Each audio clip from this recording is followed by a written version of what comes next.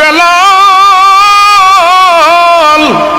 রাদিয়াল্লাহু তাআলা আনহু ওনারে লোহার শিক গরম করা হচ্ছে। দুইজনে পায়ের মধ্যে ধরলেন, আরেকজনে টাইনা মাথার মধ্যে ধইল। একজনে জিহ্বাটা টেনে টেনে বের করা হচ্ছে। আল্লাহু আকবার। হযরত বেলাল হাবশীর জিহ্বাকে টেনে বের করা হয়।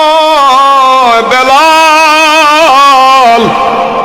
এখনো সময় আছে রে, যে জবানটা দিয়া তুই মুহাম্মদ আমিন রে স্মরণ করস, তোর রবের স্মরণ করস, এমন জিহ্বার মধ্যে রে লোহার এমন শিক গরম করে লাগাইয়া দেমু, এই জিহ্বা দিয়া যেন তোর মালিক রে তুই স্মরণ করতে না পারস।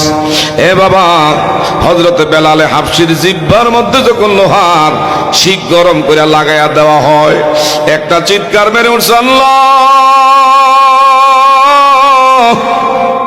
ওগো আমার আল্লাহ, কি অপরাধ আমি করেছিলাম, কি অন্যায় আমি করেছি, আমার জিহ্বার মধ্যে এমন লোহার শিক গরম করে লাগাইয়া দেওয়া হয়েছে।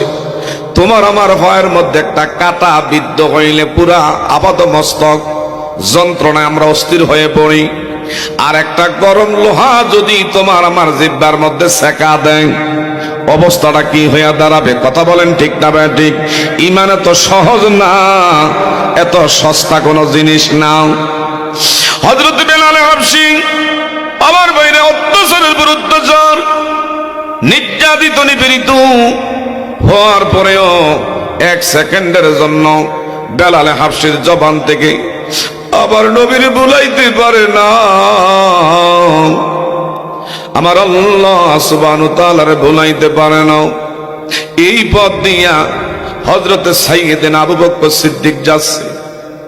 আবু বকর সিদ্দিক আমার নবীর কেমন আসে, যে আবু বকর সিদ্দিক সর্বপ্রথম আমার নবীর হাতে হাত দিয়া যখন কখনো কেউ কালিমা গ্রহণ করে নাই, সর্বপ্রথম যে আবু বকর সিদ্দিক আমার নবীর হাত ধরে কালিমা গ্রহণ করেছে, এই আবু বকর সিদ্দিক এমন বেলালে হাবশীর উপরে এমন অত্যাচার নির্যাতন দেখে আর সইতে পারে না,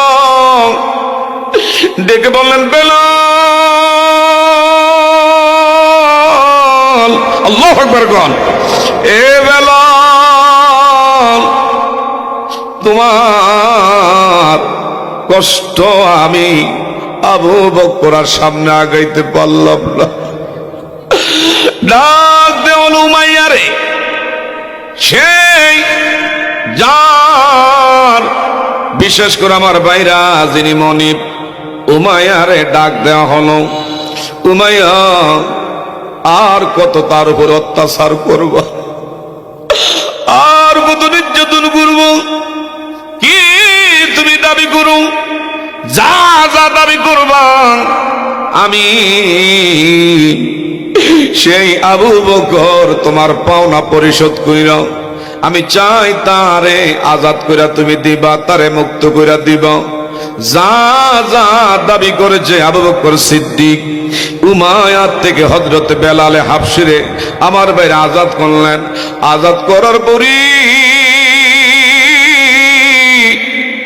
ইসলামের জন্য হযরত বেলাল হাবশীর অবদান অস্বীকার করলে আমার বাবারা বন্ধুরা, তোমার আমার মতন নিমক হারামি আর বাবারা বন্ধুরা বেঈমানি, এটা বিশেষ করে হযরত বেলাল হাবশীর সাথে হয়।